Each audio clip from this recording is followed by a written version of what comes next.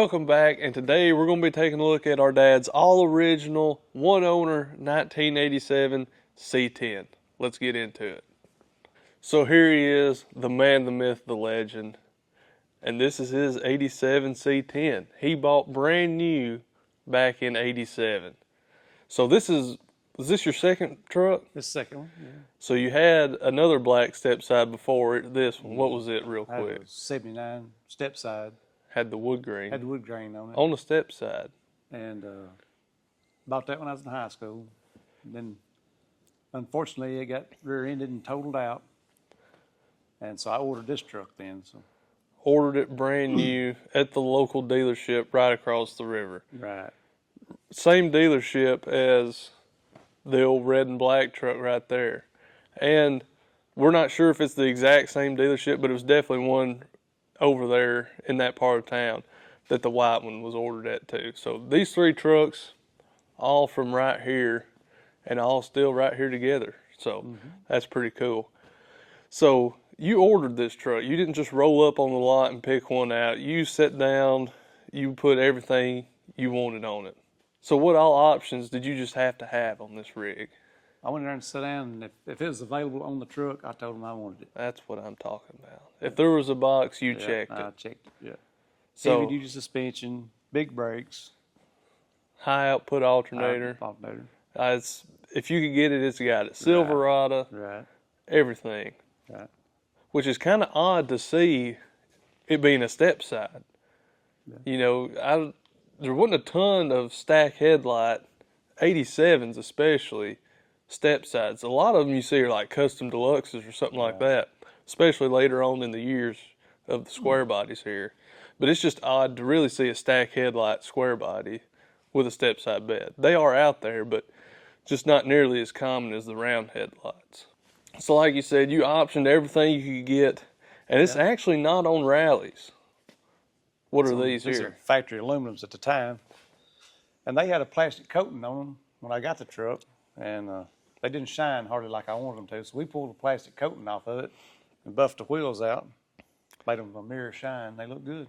Right. From the factory, they would have had the film on them. They'd look more like a brushed aluminum, and now they pretty much look like they're chrome, but they're raw aluminum, which they look great, but they're a pain to really keep clean. You have to stay on them. It's a job, full-time job to keep these wheels clean. Went to the dealership. When did you order it? I think it was October of '86, somewhere right in there. I took delivery on it of February 24th of 1987. Right. But the weird thing about this truck is this truck was built Friday the 13th of February 1987. So this, not only was this truck built on a Friday, you hear a lot of people talk about, I don't want one built on a Monday or a Friday. But it was built on Friday the 13th, which some people think it's bad luck, I guess, but I think it's kind of cool. It just kind of adds to the story of the truck. Which it only took you, what, like 3 months to get About it then? 3 months probably. Which that's not bad. Dealership got tired of me calling, I know that. I don't blame you. I'd be wanting to know where this thing was at too. And something else about this truck, that is not a factory lower valence on this thing. No. I was working for a fiberglass company at the time, and a guy was working together and knew a guy uptown that had one of these spoilers on there. This thing was plastic, and he went up there and the guy pulled it off his truck, so we went up there and bought it and brought it back to the shop there, and it was a 3-piece spoiler, and we made it all a 1-piece and pulled a mold off of it, and we made a few of these old spoilers around. Right. A lot of trucks had them at the time.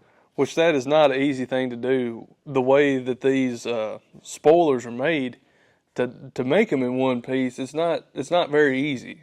It's kind of a challenge to get them out of the mold. Right. Right. The way they're cupped around. So most of them were 2 or 3-piece. Some of them were 2-piece broken in the middle. Correct. Right.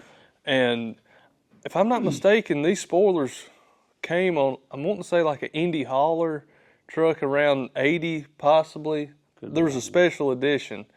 I think some of them trucks, some square bodies had these. But you've seen a lot of those on the choo-choo custom trucks. Right. Which, and also cab spoilers too. We made a few cab spoilers. So we got the fiberglass wizard here, Matter of fact, that red truck over there had one of my cab spoilers on it. It's not on there now, but And it had a lower valence. it had lower on it, valence too. Yeah. which we still have the mold for the lower valences and the cab spoilers. Cab spoiler, yeah. We're not really interested in the cab spoilers these days, but these lower valences, I've kind of been wanting to revisit them. Maybe dabble some carbon fiber. I don't know. Just give it a whirl.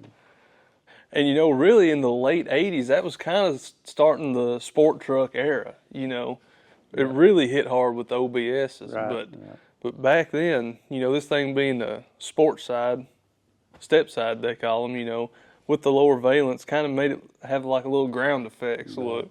So that's really kind of what started the sport truck movement, in my opinion. And then the OBS has just really projected it.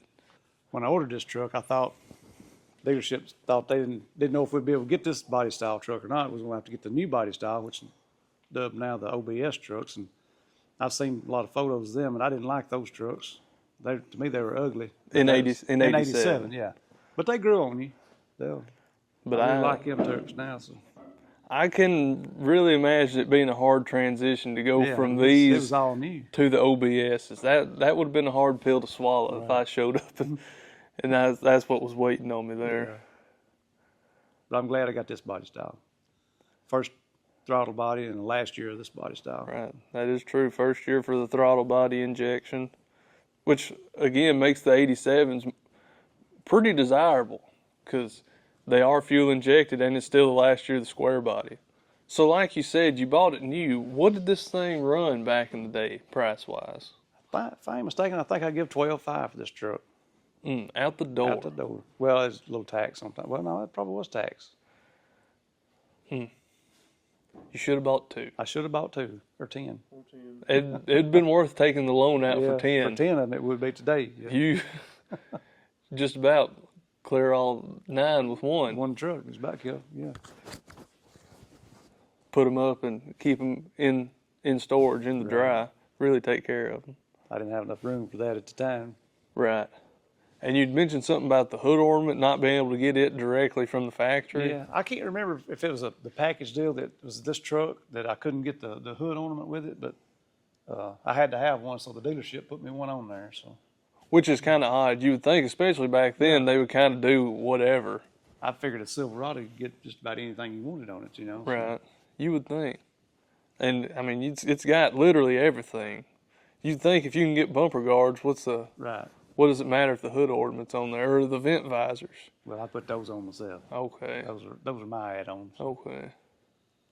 But I did want wheel opening moldings on it, but they didn't offer it on the step side. So, and I bought a set to go on it, but I decided not to put them on there.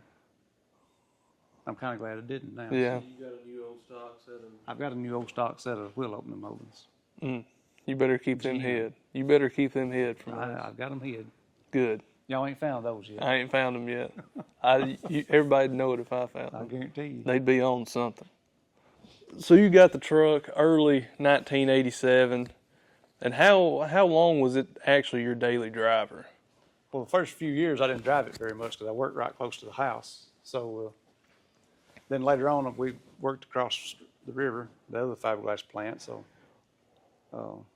I didn't drive it up to about probably 90 when I first started driving it real good, a whole lot. And 94 when I quit the fiberglass plant, that was my daily driver. I drove it every day. Which And it got some abuse a little bit there. Yeah, you've racked up some pretty decent miles for only technically daily driving it for 4 years. Right. Because it's showing like what, 113? I think 113,000 on it. Yeah. So, which it don't look like 113, but it's been took care of for the most part. I did neglect it a few years after I left the fiberglass plant and started the body shop. It sat outside for a couple of years. Right. But at the fiberglass plant, there wasn't much overspray over there, was there? well, yeah, there was quite a bit of gel coat come out, and I'd have to buff this truck about once a year to keep it looking like this. And that's not just like throw a coat of wax on it, buff it. That's like break the machine out. Yeah, compound in 4 steps, Spend about 2 days on it. Right. But when you got done, it looked brand new, I'm sure. Yeah, it looked nice. Still looks good. I what can't it believe is. there's really as much paint on it. I can't believe I ain't buffed it all off. It really, yeah, that is true. If it did have clear on it, if this was a base clear paint job, you would have had to burn through by now somewhere, Probably. especially on them body The lines. clear may have But come off of it by then. that is true. We say all the time this is an all original truck, all original paint, but that's not 100% true. What all have you actually painted on this truck? I painted the hood and the roof. But that's it. Yeah, that had to been right after I left the plant. It was probably 94 or 5 when I done that. So the truck was only 7 years old at the time. Yeah. Paint started flaking on the hood in a few places and across the roof, so that's when I started the body shop. So I thought, well, I need to paint my truck. So I pulled it in there and got it slicked back up and painted. That paint there has been on there since 94 or 5, so it's held up pretty good. But that's the only thing that's been painted. I'm glad you didn't paint the whole truck. Yeah, well, a few years ago, I wanted to paint this truck, and I come close to tearing it down and just painting it all over, but I'm glad I didn't now, and I probably won't. I I'm gonna wouldn't. leave it like it is. I would think the best thing for it is to leave it as original, as original as possible. They say they're only original once. That is what they say.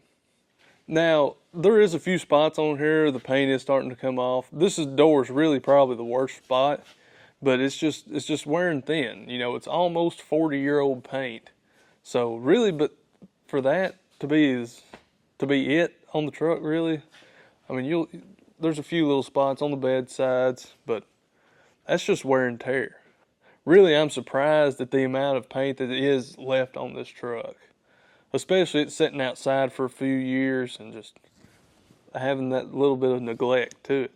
Now the interior, like we said, there has been a little bit of paint sprayed on the outside, but the interior is pretty much, well, it is untouched. This is a completely original interior. The door panels are not busted. There's one tiny crack in the dash, which if you know much about square bodies, usually the door panels are always dry rotted, especially where you lay your arm up on them, and the dashes are always just cracked, disintegrated, coming apart. And really, I'll go to the other side over there, but the only actual wear on the interior is these door pockets, which they all get stretched out. I mean, you could literally put nothing in there and they'd find a way to get stretched. I mean, all the trim, usually the chrome's coming off right here on the door moldings. Usually these little covers are missing. I mean, did you take a look at the dash? Yeah. I mean, it's almost as perfect as you can get without it being perfect. And another thing, the steering wheel's not even sticky, which that's a rare find these days. The dash bezel still looks good. All the gauges, all the needles are still orange. And you'll notice something else about it. It does not have a clock in the dash, which even though we said it had every option, but that's because it's got the digital radio in it. So your clock is actually in the radio, so they didn't come with the clock in the cluster. And you can hear the fan blower motors running, because this thing has ice cold air conditioning. Probably my favorite thing about the truck. This thing will literally blow snowballs. It will freeze you to death. I don't know what GM did back in the day with their AC and heat, but she's got cold AC and hot heat, son. There's no doubt about it. Interior. And the interior light still works when you open inside and out. When you open the passenger door, now the driver's door, it probably needs that little button in the door jamb, because it don't work when you open the driver's side. But yeah, man, I mean, we windows still go up and down good. We did put motors in the windows a couple years ago, but that and some window felt, and the doors, and that's pretty much it. And we've got a set of the Holly floor mats, which look like the originals, but they are reproductions. This is a charcoal interior, which you said when you ordered the truck, you wanted the light gray, the I would dove like gray. The dove gray, but it wasn't offered in this truck. I had to get the charcoal. Yeah, that the dove gray is only offered in the K5s and Suburbans, which it would have been cool to see the light gray in this, but that's just another one of them things. You would think there wouldn't be any difference. You could get this exact same stuff. Well, if it's put in another line, you think you'd get it in this truck here That's too. that's what I'm saying. You could get this exact same setup in a Suburban with a bench seat and everything, and it would all interchange. So it's just something weird they done back then, but it still looks good. The charcoal, I like the charcoal. You don't see a lot of the charcoal gray insides. Most of them are tan, red, or blue. So it is a little refreshing to see the charcoal. So that's pretty much all there is on the interior. Did you see how this door shuts? I mean, come on. You can't beat that. Never had pins and bushings put in it either. Never.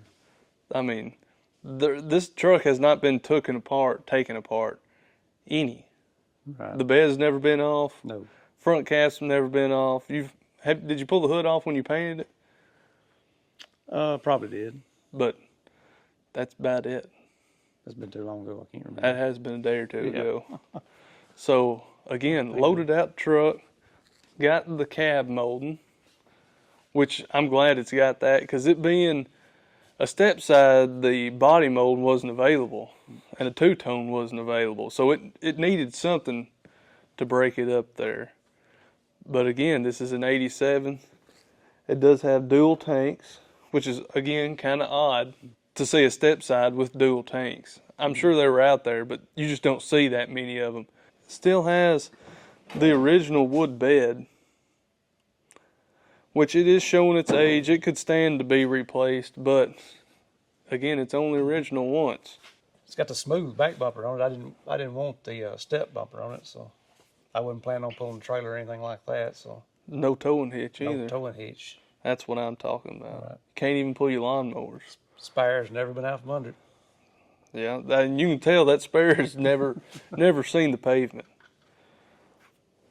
But something else that's kind of interesting, the rear bumper on this, on the square body step sides, that's the same rear bumper as the 67 to 72 right there.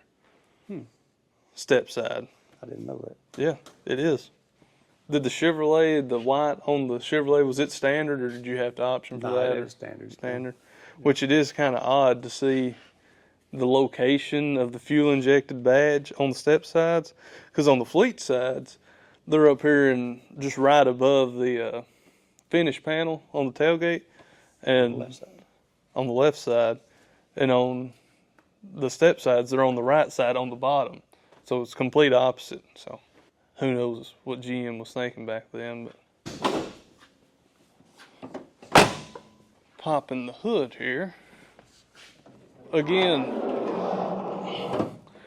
it looks extremely original. We have painted the breather, fogged a little paint on there.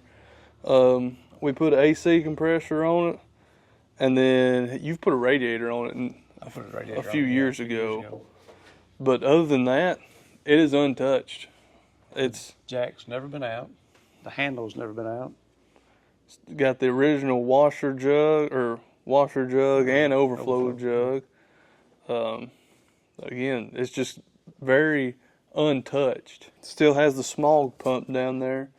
Now the belt might be missing, but the smog pump is still there. And again, 87, first year for the throttle body injection. First year they brought the 350 back, which is what we have here, 350 and the half tons. It's got a 700 R4 transmission, so you got the overdrive. Yeah, it's untouched. I mean, just look at the stickers on the jack and on the inner fenders there. Still got all the color. And you can see the tag, got the little 5.7 right there. Now, when we did do the compressor a few years ago. We did convert it to 134. R134. Who knows if that makes a difference actually cooling it, but we went ahead and done it because I don't even think you can buy R12 anymore. You probably could, but it'd be expensive. Yeah. And you did have to put exhaust on the truck at some point. Yeah, the converter stopped up on it, and we put dual exhaust on it. This is actually the second exhaust system we put on it. So. Which you got to have the pipes. Oh, yeah, I got to have that. Got to have the pipes. But it's not loud. That's pretty much all there is to look at under the hood. Now, like I said, after 94, it was pretty much parked because you wasn't driving it hardly any. And it really just sat for most of the years. It sat outside for a few years. For a couple of years, yeah. And then it got moved under a lean-to at the body shop up there. And then it sat there till, what, about mid-22, 2022? And we drug it out. We've got some pictures of it. It was filthy. We still spin the block in it every now and then, you know. It still ran and drove, but it just needed a little maintenance on it. We drug it out, buffed it, got it cleaned up. It was actually on sport wheels, OBS sport wheels. So we got the original wheels back out, got them polished back up, threw it on a set of factory-sized BFGs. Got to have the white letters out, especially on this rig. Yeah. It being stock, got to have the white letters. But yeah, we drug it out, and we kind of crunched it out to go to a show, which, as you can see on the windshield here, C10 Nationals in Nashville in 22. Then we ran it back in 23. It has been to a couple shows in Nashville. It's up in there. We might bring it back to C10 Nationals this year. So if you were at C10 Nationals in 22 or 23, there's a good chance you may have seen this truck. So, but yeah, drove it up there both years. Done good both years. It will just about hang with the OLS swap trucks. Well, it won't run 90 mile an hour, but it'll stay close to you. It'll run 90, just not for Not consistent. Well, not for long periods at a time. But we Well, they probably would, but I'm not going to do that. We obviously don't do that. We abide the speed limit around here. We've had it at a couple shows, and the times it's been at the shows, the two things people want to know the most about is the spoiler, where he's got a one-piece spoiler, and the second thing, or probably the most asked thing, is the wheels. Where did he get the wheels? But there is some people that realize that these are factory wheels that have had the clear plastic took off of them, polished out, and some people just don't have a clue what it is and how much time actually goes in. There's a whole lot of time. You probably just about lost your fingerprints off of that. I'd sit down after work, I'd do one wheel a day.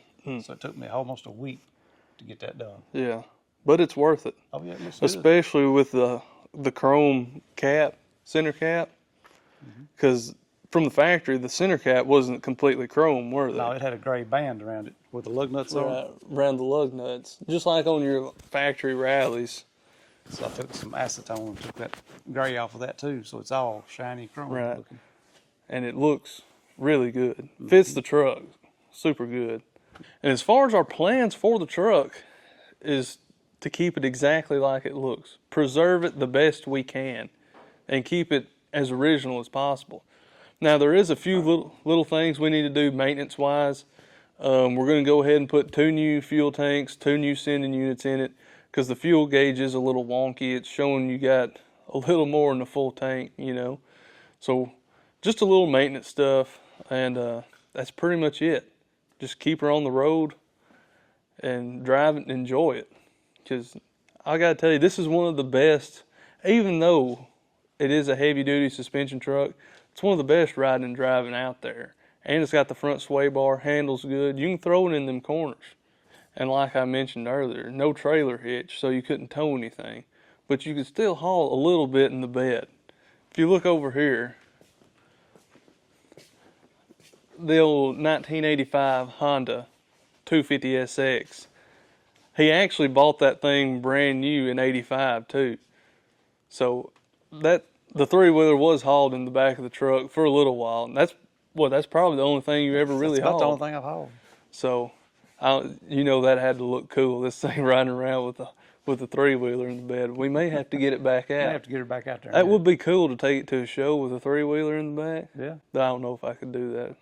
Now, again, if you know much of anything about square bodies, they like to rust, especially the cab corners and rockers, but not this one. Especially, I mean, again, it surprises me. It's sat outside in the weather for a few years.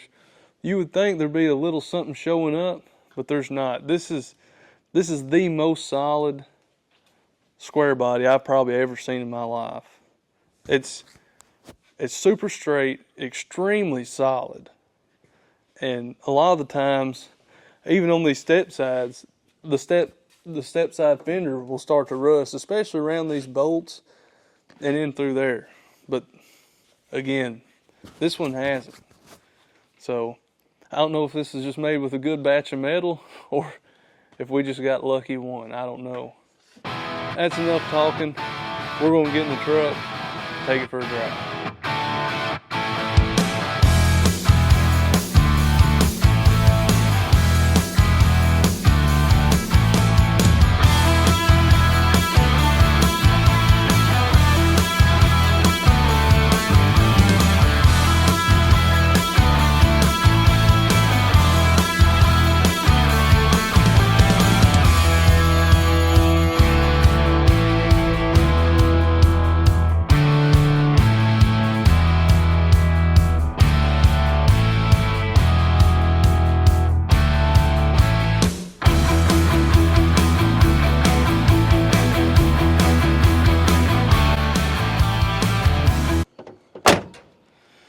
All right, we're back from our little drive there.